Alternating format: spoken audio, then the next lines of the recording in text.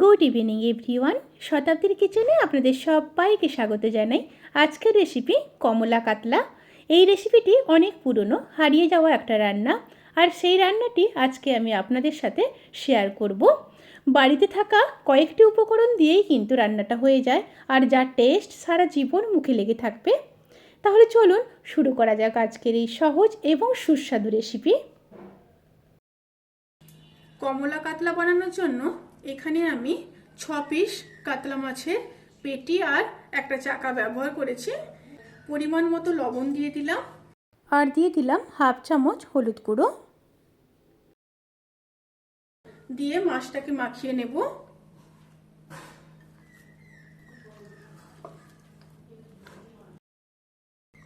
মাছটাকে হলুদ আর লবণ মাখিয়ে 15 থেকে 20 মিনিট একটু রেস্টে রেখে দেব।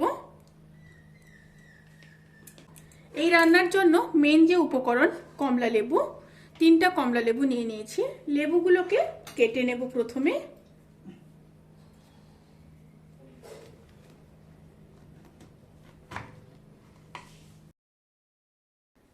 লেবুগুলো কাটা হয়ে গেছে। এবার লেবু থেকে রসগুলো বের করে নেব। তার জন্য এরকম একটা জুসার নিয়ে নিয়েছি। সমস্ত লেবু থেকে খুব ভালোভাবে রসটাকে বের করে নিতে হবে। আগে থেকে বের করে রাখবেন না, যখনই রান্না করবেন ঠিক তখনই বের করে রাখবেন। আগে থেকে বের করে রাখলে কিন্তু তেতো হয়ে যাবে। কিছুটা জুস বের করানো হয়ে গেছে, আমি এখানে ছেঁকে নিচ্ছি। আমি কিন্তু এখানে 6টা মাছের জন্য 3 পিস কমলা লেবু ব্যবহার করলাম। এই হিসেবটা কিন্তু অবশ্যই মাথায় রাখবেন। লেবু থেকে সমস্ত জুস বার করানো হয়ে গেছে। এরপর রেসিপিতে চলে যাওয়া যাক। এবার কড়াইতে সর্ষের তেল দিয়ে দিলাম। আগে 1 চিমটি লবণ দিয়ে দেব তেলের মধ্যে, তাতে করে মাছ আর কড়াইতে লেগে যাওয়ার কোনো সম্ভাবনা থাকবে না।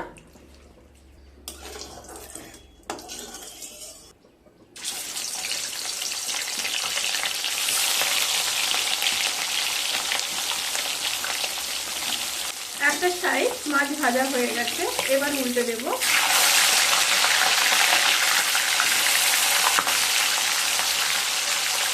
মাছগুলোকে বেশি কড়া ভাজবেন না, হালকা ভেজে তুলে নেবেন। এই রান্নার ক্ষেত্রে মাছটি কিন্তু কড়া ভাজা হয় না। অপর সাইডটাও ভাজা হয়ে গেছে, এবার তুলে নেব। এইভাবে সমস্ত মাছগুলোকে ভেজে নেব।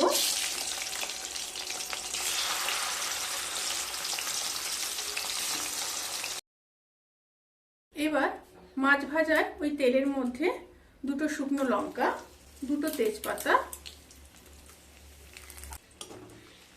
আর সাথে থেতো করে নেওয়া 3টা এলাচ, 3টা লবঙ্গ আর খুব সামান্য দারচিনি দিয়ে দিলাম। একটু নেড়ে নিচ্ছি। তেল থেকে যখন সুন্দর একটা স্মেল বেরোতে শুরু করবে, সেই সময় বেটে নেওয়া 2টো মিডিয়াম সাইজের পেঁয়াজ দিয়ে দেব।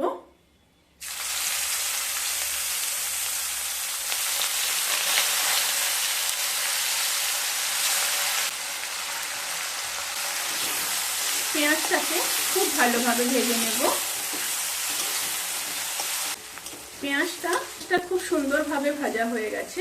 এবার পরিমাণ মতো লবণ দিয়ে দেব, আর দিয়ে দেব হাফ চামচ আদা বাটা। আদা বাটা দিয়ে আবারও খুব ভালোভাবে কষিয়ে নেব।